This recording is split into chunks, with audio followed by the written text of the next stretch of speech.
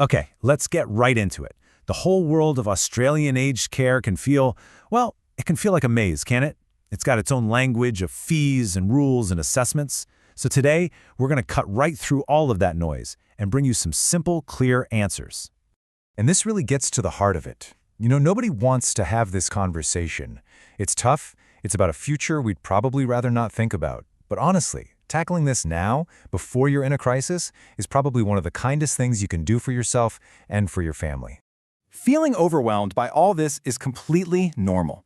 So our goal here is pretty simple. We want to swap that anxiety for understanding. We want you to finish up here with a really clear picture of how this all works so you can feel like you're in the driver's seat.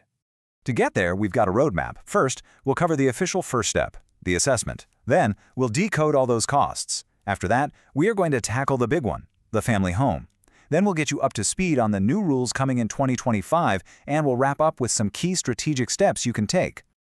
All right, let's start at the very beginning. In Australia, every single aged care journey officially kicks off with a formal assessment.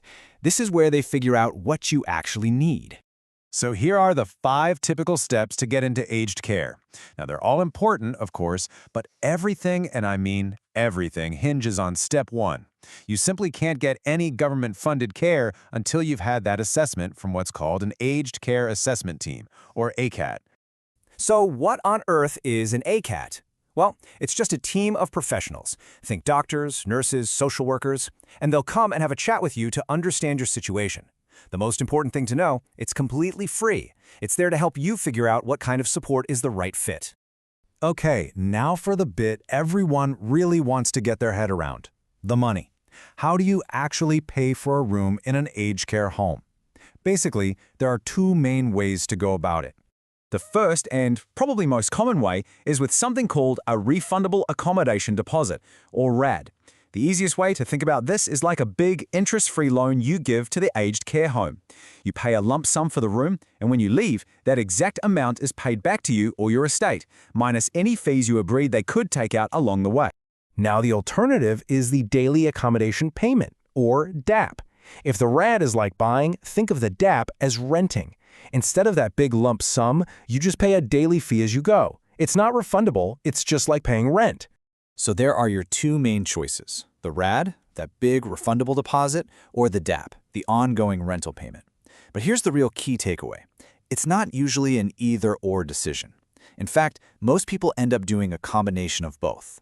They might pay a smaller deposit and then pay a smaller daily fee on top of that. And that brings us to the question that causes so much stress for so many families. You see the price of a RAD, which can easily be hundreds of thousands of dollars. And the first thought that pops into your head is, oh my gosh, do we have to sell the family home? Let me be absolutely 100% clear on this because it's so important. No, you do not have to sell the family home. An aged care facility cannot force you to sell it.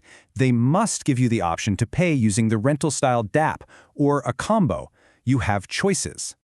Now, while you don't have to sell the home, its value is part of the calculation for your fees. But, and this is a huge but, the value of your home that they use is capped. So even if your house is worth $1 million, they only count up to this capped amount. Now, this rule only applies if a protected person, which is usually a partner or a dependent carer, isn't still living in the house. This table really breaks it down. Have a look at that first row. If your partner stays in the home, its value is totally exempt from the asset test, 0. If you keep the home but rent it out, only that capped value we just talked about is assessed. But here's the kicker. Look at the last row. If you sell the home, the entire amount of cash you get from the sale gets assessed. That can have a massive impact on your fees and your pension. All right, let's look ahead for a minute. The government is bringing in some pretty big changes to aged care, and they kick in from November 1st, 2025. Now, this is crucial. These changes will only affect new residents who enter care after that date. So let's look at the big changes. The old means-tested care fee is getting replaced with something new called the Hospitaling Supplement Contribution. We'll get to that in a sec. The other major shift is with the RAD. Right now, you get the whole thing back. Under the new rules, the home can keep 2% of your RAD every year for up to 5 years. So on a $500,000 RAD, that means you could get back $50,000 less after 5 years in care. So what is this new Hoteling Supplement Contribution? It's a bit of a mouthful, isn't it? Let's just call it the HSC. Basically, think of hoteling as all the hotel-like services in aged care. Your meals, your laundry, the cleaning. This new daily fee helps cover those costs, and you'll only have to pay it if your assets or your income are above these levels you see here. And to help you plan, the government has put a cap on this new fee.